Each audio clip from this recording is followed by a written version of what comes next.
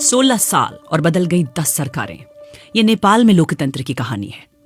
साल 2008 में 239 साल पुरानी राजशाही व्यवस्था खत्म कर नेपाल में लोकतंत्र आया था।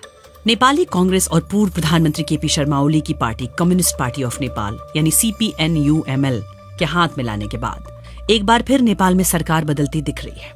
नए राजनीतिक समीकरण बनने के बाद से नेपाल के मौजूदा प्रधानमंत्री पुष्पकमल दाहाल प्रचंड की कुर्सी खतरे में पड़ गई है। CPNUML के उप महासचिव और नेपाल के पूर्व विदेश मंत्री प्रदीप ग्यावाली ने पार्टी की बैठक के बाद कहा कि कांग्रेस और उनकी पार्टी के बीच समझौते पर मुहर लग गई है। अभी ओली की पार्टी प्रचंड सरकार में शामिल है। प्रचंड इस नए राजनीतिक समीकरण से पूरी तरह बाहर हो गए हैं। हालांकि प्रचंड ने PM पद से इस्तीफा देने से साफ इनकार कर दिया है। ऐसा तब है जब उनके पास बहुमत नहीं है। ऐसे में एक बार फिर नेपाल में राजनीतिक टकराव बढ़ सकता है। प्रचंड सरकार में ओली के पार्टी से 8 मंत्री हैं। प्रदीप ग्यावाली ने कहा कि कांग्रेस से समझौते के कारण है। नेपाली कांग्रेस और CPNUML के बीच हुई इस साझेदारी पर राजनीतिक गलियारों में लोगों की राय बटी हुई है। इसकी वजह है कि ये दोनों राजनीतिक दल एक दूसरे के प्रतिद्वंदी हुआ करते थे, मगर अब दोनों एक साथ आ गए हैं। नेपाल की संसद में नेपाली कांग्रेस सबसे बड़ी पार्टी है और CPNUML दूसरे नंबर की पार्टी है। नेपाली कांग्रेस के प्रवक्ता डॉक्टर प्रकाश शरण महत ने कहा है कि शुरुआती दौर में CPNUML के अध्यक्ष केपी शर्मा ओली सरकार का नेतृत्व करेंगे। उन्होंने कहा कि 2 बड़े राजनीतिक दलों ने एक साथ सरकार बनाने का फैसला किया है, तो प्रधानमंत्री को कुर्सी से हट जाना चाहिए। यही सही रहेगा। कई दूसरे राजनीतिक दल भी इस नए गठबंधन के प्रति अपना समर्थन जता चुके हैं। हमने भी प्रचंड से इस्तीफा देने के लिए कहा है।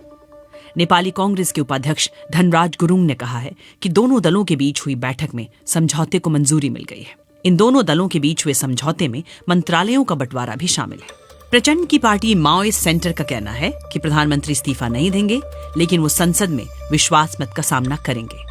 जब इस बारे में प्रदीप ग्यावाली से पूछा गया तो उन्होंने कहा कि जब 2 मुख्य राजनीतिक दलों के बीच बातचीत हो गई है तो प्रधानमंत्री को चाहिए कि वो रास्ते से हट जाए।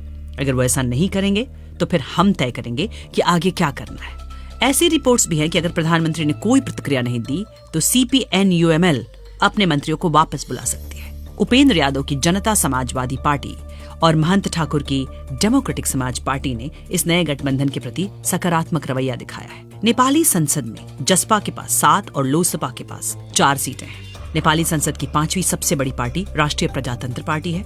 इस दल ने भी नए गठबंधन का समर्थन किया है। इस दल के 4 सांसद हैं। नेपाल की 275 सदस्यों वाली प्रतिनिधि सभा में प्रचंड की कम्युनिस्ट पार्टी ऑफ नेपाल माओवादी सेंटर के महज 32 सदस्य हैं। प्रचंड को केपी शर्मा ओली की party communist party of Nepal का समर्थन मिला है। ओली की पार्टी के पास 78 सीटें हैं। प्रचंड ने 2022 के नवंबर महीने में हुए आम चुनाव नेपाली कांग्रेस के साथ मिलकर लड़ा था। नेपाली कांग्रेस चुनाव में 89 सीटें जीतकर सबसे बड़ी पार्टी बनकर उभरी थी। ऐसा माना जा रहा था कि नेपाली कांग्रेस के नेता शेर बहादुर देउबा ही प्रधानमंत्री रहेंगे, लेकिन प्रचंड ने ऐन मौके पर पाला बदल लिया। प्रचंड चाहते थे कि नेपाली कांग्रेस उन्हें प्रधानमंत्री बनाए, लेकिन उनकी मांग मानी नहीं गई थी। जून 2021 में प्रचंड के समर्थन से ही देउबा प्रधानमंत्री बने थे।